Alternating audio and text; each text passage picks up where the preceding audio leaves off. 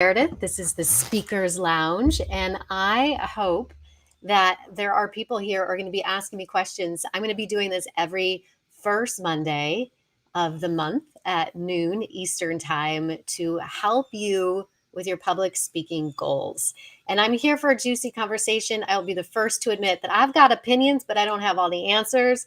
And so if you are here, I would love to just hear a shout out from you. And if not, I'm going to just talk. Stream of consciousness. Oh my goodness. Hello, Joseph Bennett. Good to see you. And thank you for being here to support me. Today, we're going to focus on virtual presenting. And as you can see, I have my fancy green screen virtual background today. I didn't want to take myself too seriously with trying to pretend that I was actually in a swanky lounge. So I found this very cool Zoom virtual background.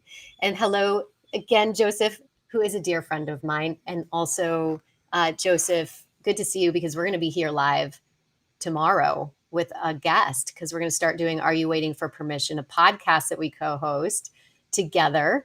And I'm excited about that. And so today, if you have questions about what will make your presentation pop virtually, please feel free to ask away. And hello, Gary. It's good to see you as well. I'm related to Gary by marriage. If you both have questions, please ask. So I want to share something that happened just before I popped onto this virtual call because I think a lot of people will relate to it, which is that I like to do my presentations when I'm doing a more formal presentation for a client is I really want it to look the best it possibly can. So I usually use my camera, my iPhone, which I'm holding right here, as my webcam. And I do this because the image, the picture is so much more vivid. It's beautiful. I really stand out more. And what happened was just before I got on this call, it stopped working. It just stopped working. It worked on Zoom. It worked everywhere else. But here on Restream, it just stopped working. So the one thing I always share with my clients is have a plan B. Now, I have my plan B. I'm here on my Logitech webcam. It does the job, but it also kind of shows it's not as vivid. You can kind of see the green with it through my hair. It's not as wonderful as I would like it to be. I dimmed the lights just a little bit because I needed a better balance. So it's all about playing with what's going to look best and then having a plan B if it doesn't work out. So it looks, thank you for complimenting my new office design. I too like it. So Joseph, you asked about lighting and I was just talking about that. Right now, I am standing here. I've got a ring light on me and I've got a Logitech box light on me that's used for creators, for virtual calls, for doing your TikToks and videos and so forth. And then I've got two windows on either side of me that are letting in natural light. And then I have an overhead light. Now, earlier, because I was on my phone, and it really depends on what your webcam is, you want to play with the lighting. So you want to make sure that the lighting that you do purchase for yourself is adjustable, meaning that you can make it brighter, you can make it lighter, you can actually change. I have more yellow hues on me right now. I had more of a white light on me and it just was too reflective. This is still reflective, but it's the best I could do in that short amount of time. So I highly recommend at least 3 points of light, which is what I have right now. And there's lots and lots of YouTube videos that will teach you how to set it up properly so that it's not either glaring in your face. I could actually do a little better job here and that you're looking your best. Now, when I'm doing a more formal presentation, I actually move out to my living room. I stage the space. And then the lighting in there, I've got a lot of natural lighting in there as well. And then I also have 3 points of light. And so again, playing with it and doing that in a rehearsal before you get on your big call. So I hope that was helpful to you. And if you have any questions about lighting, let me know, but definitely look that up on YouTube. Can you speak on how to, can you speak on how to improve your speaking abilities? I will talk. Yeah, I would love to speak about improv and improving your speaking abilities. So, something that I do for my community is I have a membership program called Confidently Speaking, and it's improv for speakers. And in this program, every Wednesday from 4 to 5 p.m. Eastern Time, and Joseph has been awesome and is also one of the members, you show up and we do improv exercises and we talk about how those improv exercises are applicable to you as a speaker and real world situations. And when I say speaker, that means being on podcasts, showing up here live on YouTube or LinkedIn or Facebook or wherever you prefer, doing TikToks, doing videos for your business, getting on stages, doing virtual presentations. It helps with your confidence. It builds your confidence. It builds your adaptability muscle. You get to laugh, so it really helps improve your mindset. And we get to have a lot of fun together. And you learn from watching and observing other people. And what I love about improvisation too is the inclusivity piece of it. We all participate, we all create something together, and we're constantly adjusting and collaborating. So I highly recommend that. And in fact, I'm taking new members for Confidently Speaking right now, and I will leave a QR code for you towards the end of this 30-minute talk that I will be giving today about virtual presenting. So if you have any other questions, and thank you for that one, Joseph, I so appreciate it, about improv and how it can help you as a speaker, please do. So Gary just asked a question. Do you always stand to present or do you sometimes sit? I always stand when I'm presenting unless there's some reason why I can't. Like perhaps I'm traveling and I've got to improvise and adapt in the moment. I will always be standing. I'm standing right now. What happens is, for me, the reason why I like to stand, and I encourage my clients to do so, is it's a full body experience. It's as if you're standing on a stage. Your gestures are going to be different. The way you engage with your audience is going to be different than if you're sitting down. Now, if you have to sit, I highly recommend, for those of you who were ever in a choir, I always remember in eighth grade choir, our choral director would always have us sit at the edge of our seats with our legs bent at a right angle and sitting up straight, noticing our posture. And that's what I encourage you as a speaker to do as well in these virtual presentations. Body language is a huge part. Those nonverbal communication skills is a huge part of our communication. So we have to be paying attention to that. If you're too relaxed in that chair and not up there and engaged and inviting your audience to lean in and really hear what you have to say, then it's going to impact your message. It's going to impact the influence that you have on your audience. What about, you love the bounce? You love that I'm bouncing? Or do you love that you get to bounce? Don't bounce too much when you're presenting. What about the adage of opening with a joke? Any thoughts? It's a great question. So I feel that humor is so wonderful when we can incorporate that into a presentation.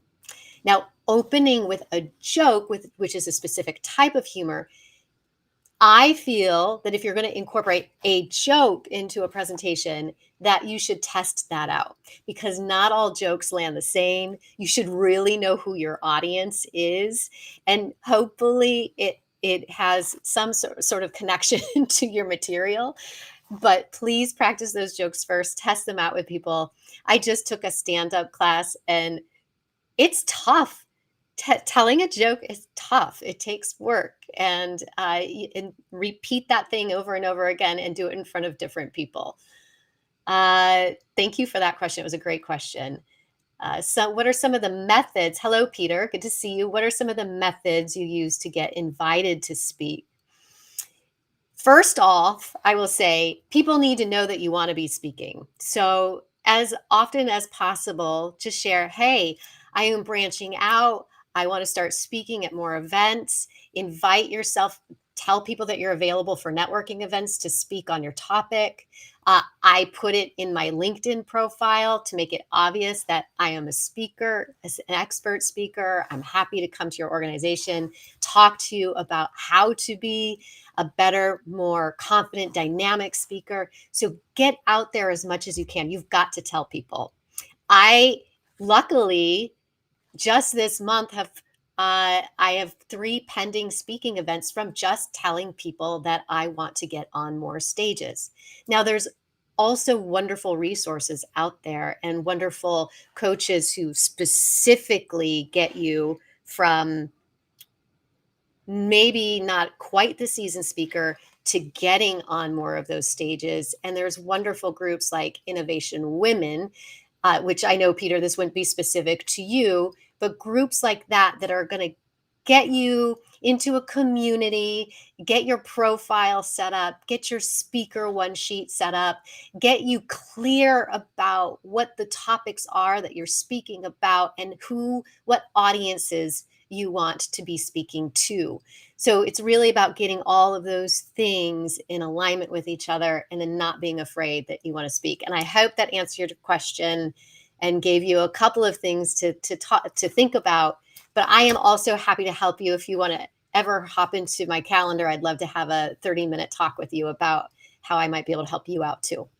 So when it comes to speaking and doing it in this virtual way, which is what we all are being invited to do, and it's not going to be going away anytime soon, it's important that we really show up. And I can't tell you how often, and I am still coaching and still facilitating a lot of workshops here virtually where I'm training other speakers who are either educating their customers or their stakeholders or their colleagues.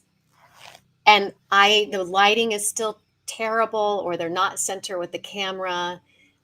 So those things are so important because you will lose your audience if you are not engaging them. I also feel that engagement needs to happen not differently, but maybe more often, more intentionally when we're in this virtual space. So setting that up to where you have at least those 3 points of contact throughout your presentation, asking a lot of open-ended questions, getting people involved in your talk is really helpful in this virtual setting because everyone's got at least 2 screens in front of them these days and whatever distractions are also going on in their households or in their office. Thank you, Meredith. Let's see, okay, I'm going to back up a little bit on the questions here. So these are great. Where did you get the idea for your Joseph? Oh, speaker lounge come from? I will answer that question here in a moment. Thank you. Marcia, it's good to see you for doing this presentation today. I'm looking to expand my speaking. Great. Marcia, you should jump into my calendar. We should have a talk. I think that would be fun to connect with you one-on-one. And then Joseph, I got this idea. I had 3 names for this series, and I put a poll out to LinkedIn and also on Instagram to see what title people liked the most. And this one won by, I believe, 2 votes, the Speaker Lounge. The other one was Mic Drop Mondays. And this one, thank you, Patty, for loving my background. So this one is what won. So here we are, the Speaker Lounge, and this is my lovely lounge in the background. And I'll be here every first Monday at noon Eastern to answer any speaking questions that you have or to have a healthy debate about some of these things, to give you resources. I love this conversation of not just public speaking, but about how we can differentiate ourselves as speakers, how we can bravely share our stories and start humanizing our talks, especially if we come from fields that are more technical.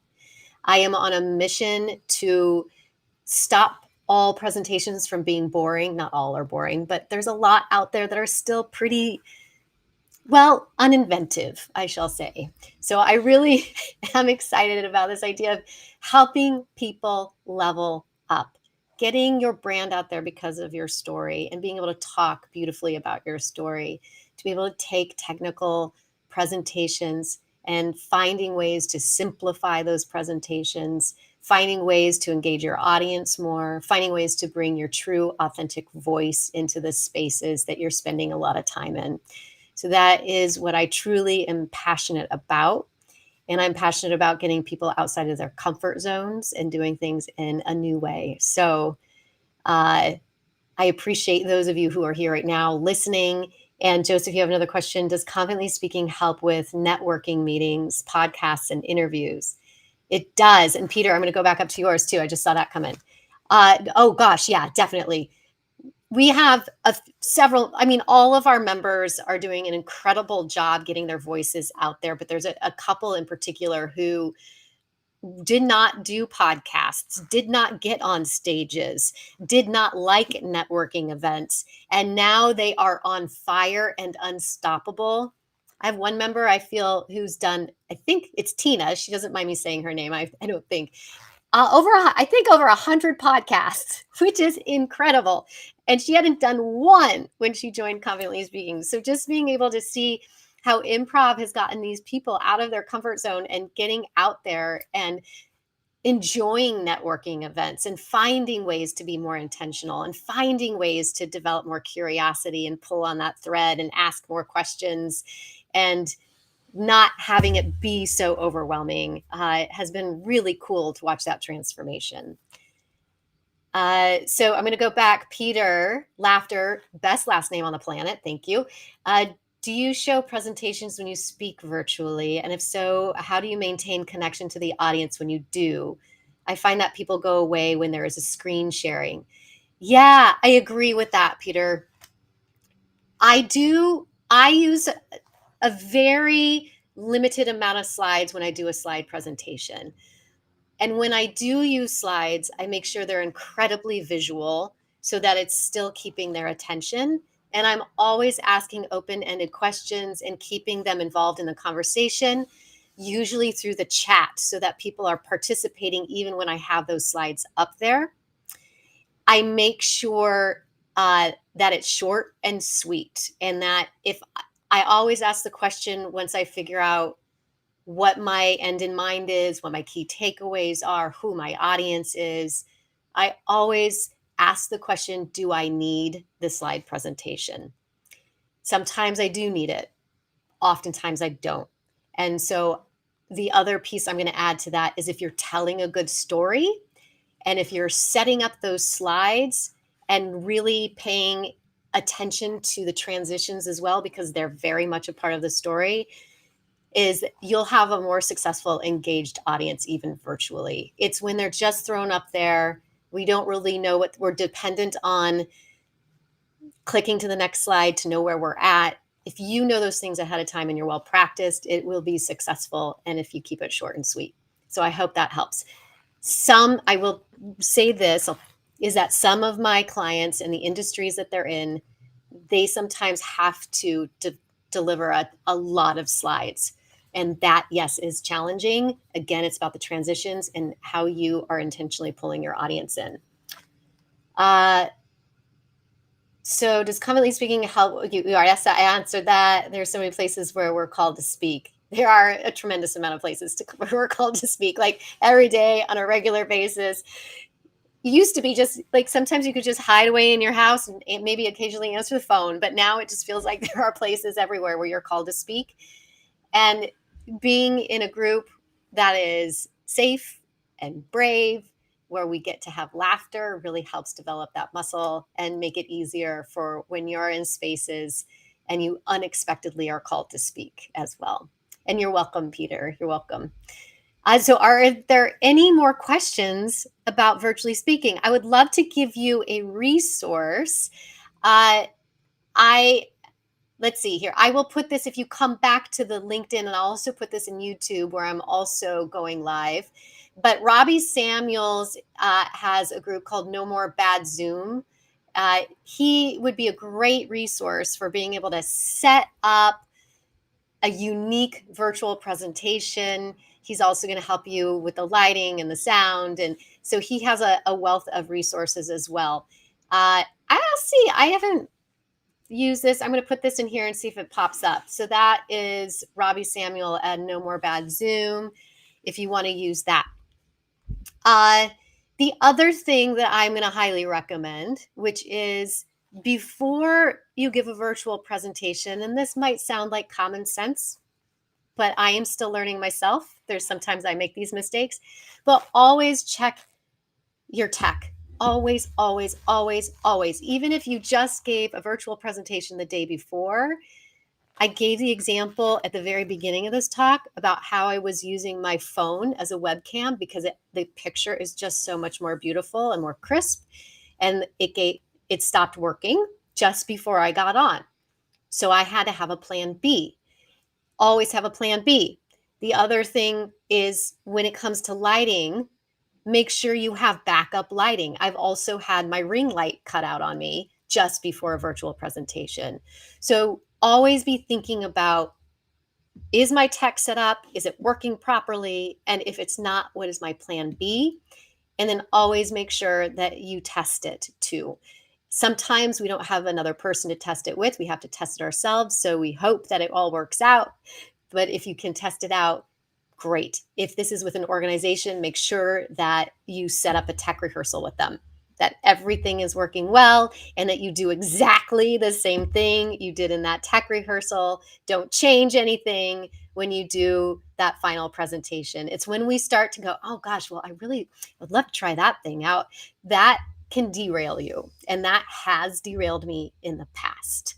So really, I can't reemphasize enough to really check that tech. I say give yourself at least, I know time is an essence for people, but try to set it up, I don't know, like an hour before. Test it out an hour before. You don't want to be doing that 5 minutes before, trust me, because that's when you start to get stressed out and panicky, and we don't want that. So if you have other questions about presenting virtually, I would love to hear from you.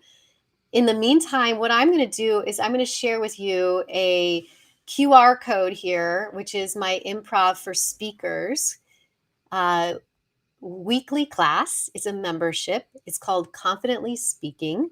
It's every Wednesday from 4 to 5 p.m. Eastern Time.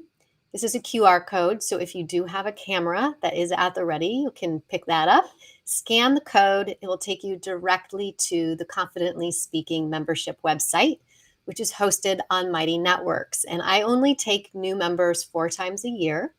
And then if you work with me as a client one-on-one, you get complimentary access to Confidently Speaking, because I do truly believe that improv is a beautiful tool that's not only going to develop your listening skills and your communication skills, but it's also going to give you the opportunity to laugh with people, build a better mindset as a speaker, and to help develop your confidence so you can bravely start speaking in any situation, like Joseph so beautifully brought up earlier, which is podcasts, the stage, here virtually, one-on-one with potential clients, networking events, all of the things where we're called to speak.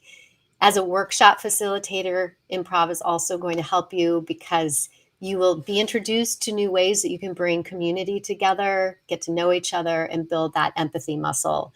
So if you haven't already and you want to, please scan Improv for Speakers, Confidently Speaking, my weekly membership for people who want to be dynamic, confident, and credible speakers. All right. And to give you a little context for why I started Confidently Speaking is because I have a background in improv. I've been doing it for, oh my goodness, 20 plus years. I'm a former teacher of the Second City way back in the day in Chicago. I have been teaching it to corporate teams, actors, and I have also been performing as an improviser for most of my adult life. And it was life-changing for me. And I hope it will be for you too. And for those of you who've taken improv before and can testify to that, it is a really, it's just a skill form that I think it should be mandatory in school. That's what I think. JD, hello. Yes, and Meridith, you have an incredible flair for Thank you. Hold on. I keep scrolling over your message and not being able to read it. So this is me being transparent to my wonderful tech skills. Uh, Multiple channels, especially with LinkedIn. If I'm not mistaken, you have a LinkedIn audio series kicking off on Monday, October 30th. 30th. Look at me. I can't talk. Yes, I do. With you, JD, we are going to have an audio room called Say Something. So if you have something to say, you need to pop into that audio room with myself and JD, who's also a fellow improviser, who is so fun and amazing. And I love that I have these gorgeous humans from my community that are here today. JD is an amazing improviser and human being and LinkedIn expert. And Joseph Bennett is an amazing improviser and human. And he is a wonderful mindset coach, amongst a billion other things. Aren't we all, amongst a billion other things? And so if those are people that you haven't hooked up with yet or connected with on LinkedIn, please do, or YouTube. And then Peter Laughter is a new friend of mine on LinkedIn, which I'm excited to learn more about. Peter, who has, and I've already told him this, the best last name on the planet. And then my husband, Gary Grundy, who is also a fabulous improviser as a musician. He's a jazz trained pianist. So he has a lot of improv in his background, just a different form, but yet some of those rules are the same. And so I am thrilled that you have all joined me today. And so just to recap a few things, the first thing I want to recap in virtual presenting is that we've talked about is stand instead of sit, check your tech, have great lighting, have a great camera. Sadly, the one that I wanted to use didn't work today. Have a plan B, and have some fun. I did not say that piece of it, but have some fun. And that there are lots of resources that are out there that are going to help you have a successful presentation virtually. I mentioned one, which is No More Bad Zoom with Robbie Samuels. There's also lots of really wonderful resources out there on YouTube to help get you set up properly. And then, of course, you can always reach out to me if you need help. And then there's Bob London. Hello, Bob London. Two improvisers in the same marriage. Wow, must make for some interesting interactions. I'm not married to all of them. That would be very complicated. And but yeah, sure. But they would all be fun to go on a vacation with at the same time. Yeah, where was I? I just got sidetracked. But I love that, Bob London. Thank you for being here. Yes, so reach out if you need resources. There are so many brilliant people that are going to help you out. Don't just think that you have to do these things alone. If tech and presenting virtually is not your zone of brilliance, that's okay. Because what we really want you to do is just show up and tell your story. Share with us what you're doing. Share with us the knowledge that you hold that's going to help make our lives better. That's what I want for you. And if it means that you need to reach out for help, please, please, please do. I had to learn all these things. Everybody else here had to learn all of these things. And I know you can learn these things too for better virtual presenting. And I will say, I always do so much better when I hire someone to run my tech. When I do my own tech, like you saw me, I was trying to read JD's comment and I kept scrolling over it. And then there's this big blue box over it. And then I can't read it. And then I'm trying to pronounce words. And then I become a hot mess. So you don't need to be a hot mess. Hire someone to help you out. That is my spiel. And then if you want to do some improv, and I'm not married to everyone in the group, I promise you that. Please show up, Improv for Speakers, Confidently Speaking, every Wednesday, 4 to 5 p.m. Eastern Time. I show up every week. And if I can't be there, I have someone who is amazing that will help me out.